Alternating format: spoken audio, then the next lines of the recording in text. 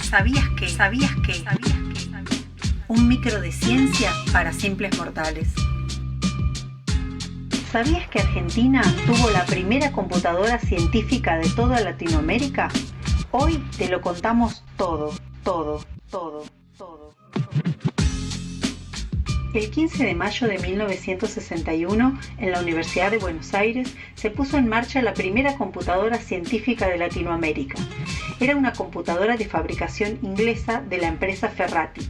El modelo se llamaba Mercury 2 y era el ejemplar número 18. A su llegada, la apodaron Clementina por una canción tradicional inglesa que traía pregrabada. Oh my darling, oh my darling, oh my darling Clementine. You were lost and gone forever, dreadful sorry Clementine. ¿Sabías que? Clementina medía 18 metros de largo y pesaba 500 kilos. Ocupaba alrededor de 17 armarios llenos de cables, resistencias y válvulas. Recordemos que hoy tenemos los circuitos integrados, los mini y microcomponentes y la nanotecnología, pero todo eso estaba muy lejos en 1961.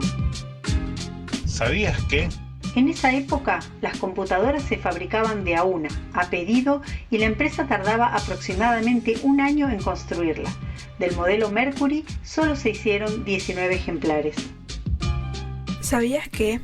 Clementina tardaba entre 2 y 3 horas en arrancar. Contaba con una memoria RAM de 5 KB y era monoprocesual, es decir, que solo podía ejecutar un proceso a la vez. ¿Sabías que? No tenía monitor ni teclado. La información se introducía a través de una cinta perforada que cargaba los datos en 2 soportes, binario o en un lenguaje muy primitivo llamado autocode. Posteriormente se desarrolló en la misma universidad un lenguaje específico que se llamó COMIC, que funcionaba como una especie de sistema operativo. ¿Sabías que? Los datos salían también como una cinta perforada en ese lenguaje y había que interpretarlos, algo así como leer la Matrix. ¿Sabías que? A medida que empiezan a trabajar con Clementina y se dan cuenta de su potencial, el equipo sale a la búsqueda de problemas en empresas y organismos públicos para los que Clementina pudiera ser útil. Es así que trabajan para el Instituto Nacional de Tecnología Agraria, para la Comisión Nacional de Energía Atómica, para yacimientos petrolíferos fiscales, entre otros organismos públicos. ¿Sabías que? Algunos de los trabajos en los que pudo colaborar Clementina fueron el procesamiento de los datos del censo 1960, la confirmación de la órbita del cometa Halley, la creación de un traductor automático, el estudio del flujo telefónico para la Empresa Nacional de Telefonía, estudios de aprovechamiento de la cuenca de ríos andinos, estudio de variables económicas, entre otros problemas. ¿Sabías que? Era tal el potencial de esta computadora que se empieza a trabajar no solo en software, sino también en hardware. Por ejemplo, se diseña en la Universidad de Buenos Aires la primera computadora electrónica de la Argentina. Y además, en la Universidad Nacional del Sur se diseña otra computadora, pero a transistores. ¿Sabías que? Todo parecía ir muy bien en el Instituto de Cálculo, el lugar donde funcionaba Clementina. Su director, Manuel Sadowski, era un matemático que había hecho estudios de posgrado en Europa y había tomado allí contacto con la incipiente disciplina de la computación. Tan bien parecía ir todo que en 1965 se encarga la construcción de una segunda computadora, pero que nunca llegaría al país. ¿Sabías que? El 28 de junio de 1966 se produce en la Argentina un golpe de Estado llevado adelante por el general Onganía y que derroca al gobierno del presidente Arturo Illia.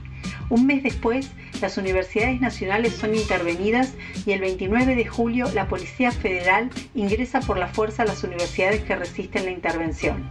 Manuel Sadowski era en ese momento el decano de la Facultad de Ciencias Exactas y Naturales y es quien encabeza la resistencia y por lo cual resulta herido.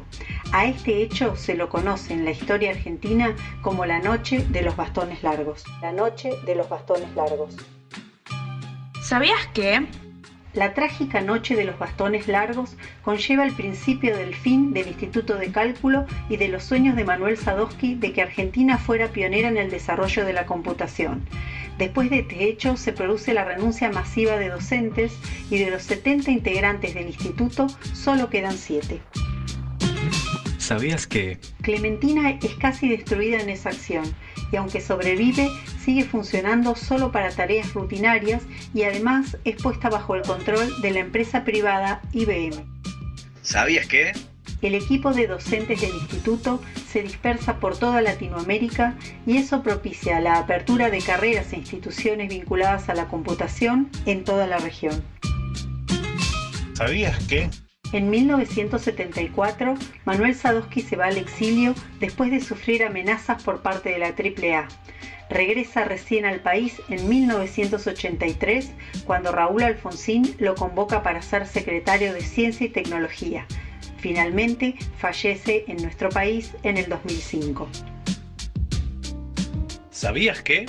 En 1970 apagan para siempre a Clementina y con ella se cierra una etapa en la que Argentina estuvo a la vanguardia del desarrollo tecnológico en la región. Yo ingresé a la Facultad de Ciencias Exactas y Naturales en 1959. Ahí empecé a hacer el curso de ingreso. Y en 1960 empecé a estudiar matemáticas formalmente. No sabía absolutamente nada de las computadoras. Es más, no recuerdo al día de hoy si alguna conversación que habláramos, que alguien supiera, no sabía nada. Es que la computación de hecho no existía, de hecho existía, pero no estaba difundida. Habían unas docenas de máquinas en todo el mundo. Y empecé a escuchar que llegaba una computadora a la Facultad de Ciencias Exactas, que se iba a crear el Instituto de Cálculo.